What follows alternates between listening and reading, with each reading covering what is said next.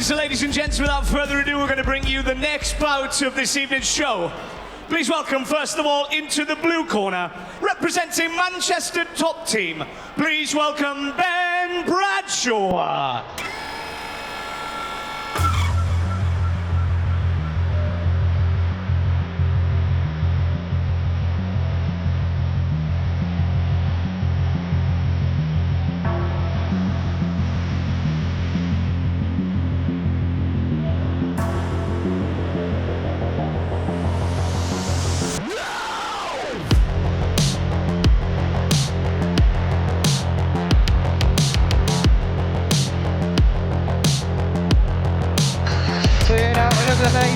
For the Manchester top team, Ben Bradshaw, Brennan, TFT just running in this, I believe it is a calfweight bout, I believe it's 63.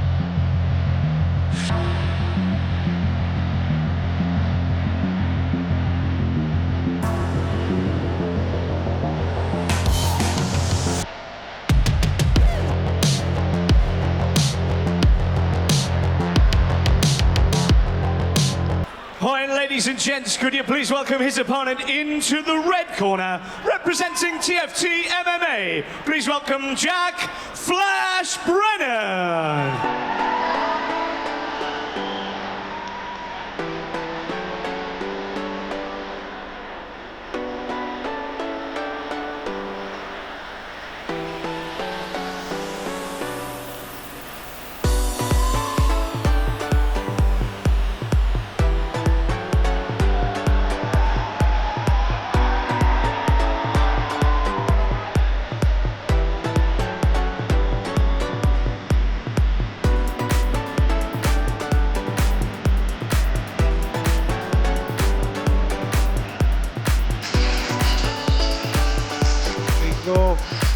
Brennan fighting for the first time out, doing a full camp at TFT.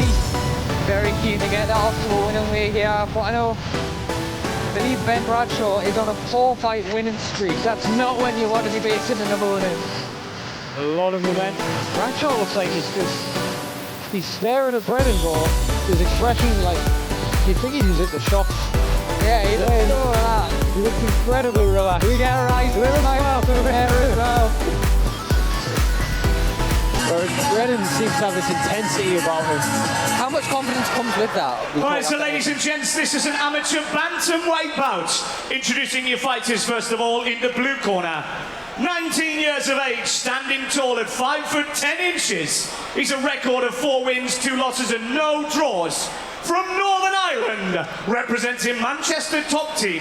He weighed in at 62.9 kilograms. Please put your hands together for Ben Bradshaw. Facing him across the cage in the red corner, it's his opponent. He's aged 22. He stands tall at 5'9". He's a mixed martial art record of 2 wins, 2 losses and no draws. From Hortonley Spring, representing TFT MMA, he weighed in at 61.3 kilograms. Please welcome Jack Flash Brennan. We scheduled for 3 3-minute rounds. Your referee, Joe McNally. The action's about to begin. Here we go, very, very excited about this one. 2 very different demeanours. We've got the intensity of Brennan and just the calm, collected demeanour of Bradshaw. Bradshaw in the black shorts with the red trim. Brennan in the blue TFT shorts. Early moments trying to feel each other out here. Bradshaw moving a lot, keeping his shoulders constantly moving, getting his head off centre. Brennan catches this kick and dumps Bradshaw to his back. Bradshaw looking for those up kicks and a beautiful sweep. Brennan just manages to do enough just to stay on top. I know I was talking before, and Bradshaw's pretty much turned his career around, if you like, starting it with 2 losses now, he's on 4 wins. How much confidence does that instill in you then when you're in the cage, when you're on a four-fight win streak like that? It's just this positive association. You associate going into the fight with winning, and that's always good. It always takes a little bit of weight off your shoulders, and you can just, it frees you up to just do what you want to do. Going for this very interesting like hip bump sweep, like omoplata style threat. Brennan doing a good job to nullify that though.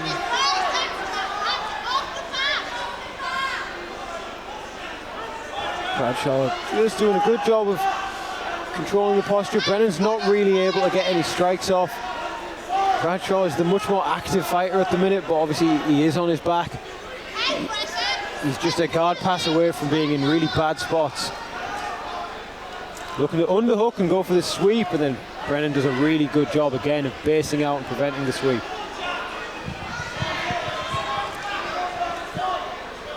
Bradshaw should probably he's doing a lot of like controlling the posture, controlling. I was going to say until he's doing this sweep he should look for more framing, but he shouldn't listen to me. That was beautiful. That was exactly what the doctor ordered. Like, he just scooted his back up to the fence, and a sweep that had already failed, he used the fence to get a mechanical advantage, and then he went for the sweep again and got it, and got straight to mount. Bradshaw in a strong position here, but look, he's not rushing his work, working systematically, just trying to advance his position, and this is not where Brennan wants to be. These are big shots. Brennan is turning his back, presenting his back. He manages to not give the hooks up. He's doing a good job of just controlling the arm that was just hitting him. But Bradshaw manages to free it and land strikes again. Brennan trying to get to his feet here, but struggling. Brennan has taken a lot of damage on his way back to his feet, and he eats a big knee to the body as well. Takes so much out of you as well, any air in that. Lovely flip attempt there from Bradshaw. Yeah, he attempted a judo throw, but just didn't quite have enough connection. They were too slippy, and now he's lost the position. Brennan looking at... Oh, there's... Bradshaw going for this knee bar, and then threatening a little bit of a toe hold, or he's just trying to separate the legs. Again, using the fence. He's doing a really good job of pushing off the fence. He's going for a calf slicer. I'm not sure if these are allowed. I mean, the round's about to end, but it's a very interesting exchange. It certainly is, and what an opening round that was as well. Look, it was Brennan done enough to nullify any of the big attacks, but like you said, he took a lot of damage on the way back to his feet from one of them exchanges. Yeah, and Brennan didn't quite do enough when he got the top position. He did a good job of catching the kick and dumping Bradshaw on his back. He didn't do a lot with the position. He got in guard and he held, whereas Bradshaw, they both have B's in their name. It doesn't help. But Bradshaw did a really good job of getting that sweep, getting top position, getting his damage off, and yeah, just fantastic round. Here we go then, the second round is nearly upon us. Andrew Fisher and Carl Prince here in the corners, two very, very experienced coaches here in the UK. Brennan still looks like he's full of energy. Bradshaw still just like calm, going to the shops to be. Yeah, there doesn't look to be any stress to Bradshaw's breathing at all. His breathing looks very controlled right now. And straight back underway here. Plenty feints, plenty movement. Brennan throws a high kick. Gets a body lock on here, Jack Brennan. Beautiful body lock takedown, and he gets it. Down against the fence. Right in front of his corner here. Bradshaw using the fence again to change his position. Brennan a bit wiser to it this time. I know Brennan's been doing a lot of training with Paul Hartburn, Dan Bainbridge and Nathan Haywood. Big shots. Big shots.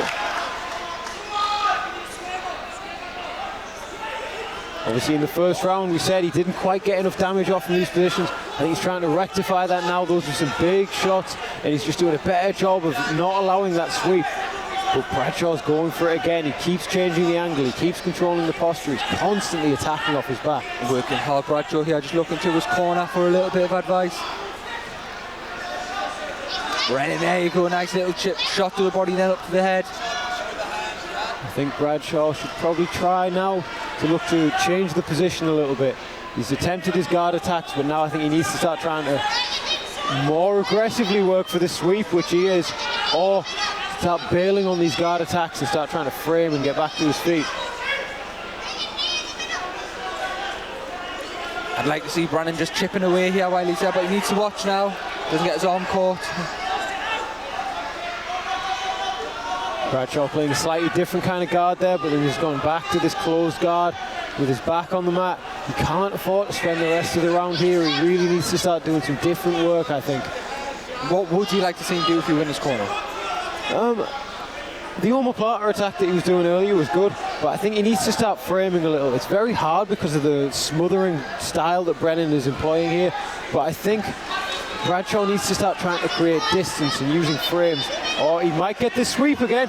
And he does. It's almost like me talking about what different stuff he should be doing makes him get the sweep. So this time Brennan's a lot slower to turn and build up. I think Bradshaw's getting a little bit more success here.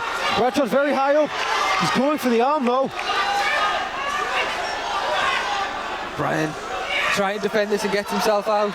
Beautiful work by Brennan. And he passes the guard. This is the first time we've seen Brennan pass the guard this fight.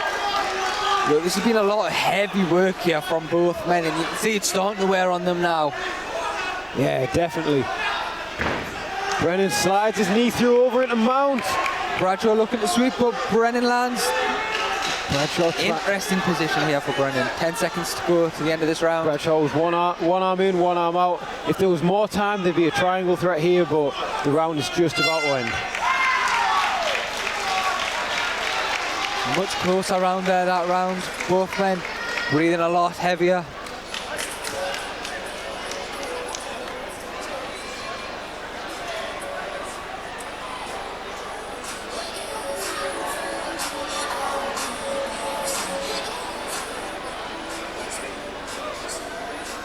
Bradshaw often sit down while Carl Prince delivers some advice. Brennan still on his feet here while Andrew Fisher gives him the last bit of advice here. I would say this is clearly one round apiece. All to play for in this third round. I feel like Brennan is going to be trying to get top position again. He's going to try and get that takedown and fight off the attacks of Bradshaw. Bradshaw can't afford to go on his back this round. Bradshaw needs to either get top position or just keep it standing and work his strikes. We will see here this third and final round, scheduled for 3-3 should they need it. Cage door shut. Both men are itching to go here in this final round, and we're underway. Brennan coming out right away with it, landing a beautiful jab.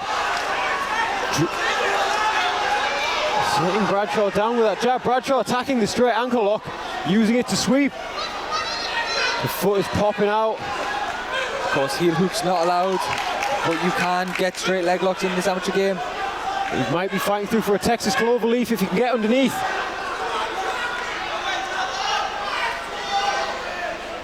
The Texas cloverleaf, you see, is a straight ankle lock in some regards. I was going to just ask you there, Harry, because for those who initiate like us, what is a Texas cloverleaf? It's a very weird looking leg lock where as the legs are crossed over, you're almost attacking both legs at once. But Brennan does a fantastic job of fighting his way out and stays in top position.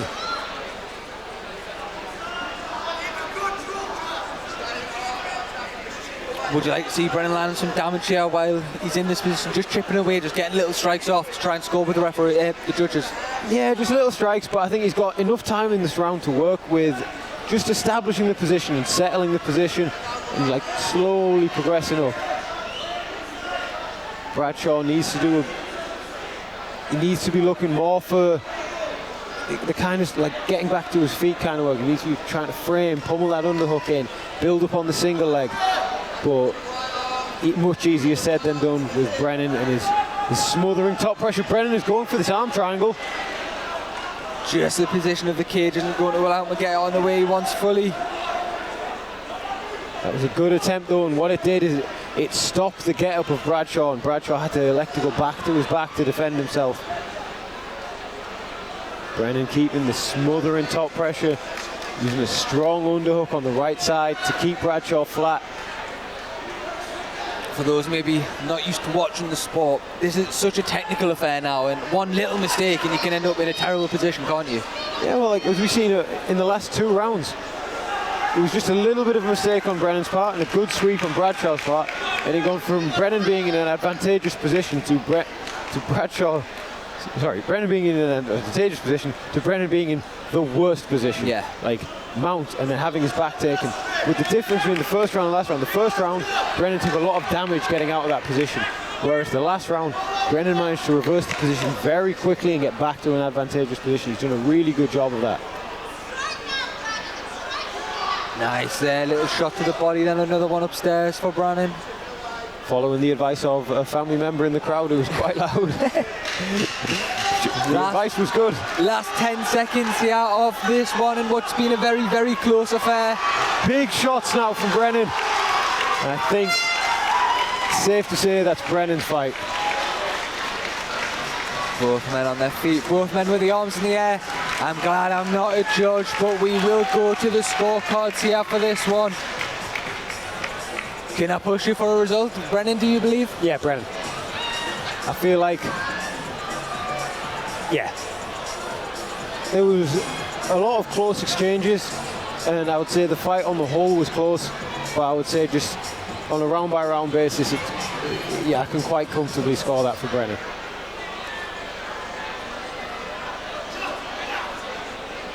We will find out. The scorecards are being collected. Our MC Nathan Reed has a All right, result. ladies and gents, could you please put your hands together for both of our warriors in the cage? Another fantastic fight we've just witnessed.